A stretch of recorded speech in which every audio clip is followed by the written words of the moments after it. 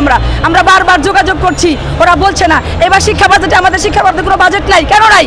যদি আমাদেরকে প্রতিশ্রুতি দিয়ে কথা রাখতে পারবে না, তবে কেন প্রতিশ্রুতি দিল? আপনাদের শান্তিপূর্ণ আন্দোলনে কি হয়েছে? আমাদের শান্তিপূর্ণ আন্দোলন, আমরা ভালোই ছিলাম, কিন্তু হঠাৎ করে পুলিশ এসে আমাদেরকে মারামারি শুরু করে দিল, ধাক্কাধাক্কি করে আক্রমণ করলো, ম্যাডামদের উপরে হামলা করলো, সকল শিক্ষকের উপরে হামলা করলো এবং অকথ্য ভাষায় গালিগালাজও করছে কিছু পুলিশ। কেন প্রতারণা করলো আমাদের মাননীয় সরকারের উপদেষ্টা, মাননীয় উপদেষ্টা কেন আমাদের সাথে প্রতারণা করলো? আমাদেরকে কেন আশ্বাস দিল আর দিয়ে কেন আবার উনি প্রতারণা কেন করলো? আজকে রাজপথে আমাদের আসতে হয় না, কেন আসতে হয় না, তারাই তো আমাদের আসতে বাধ্য করছে, তারা আমাদের আসতে বাধ্য করছে।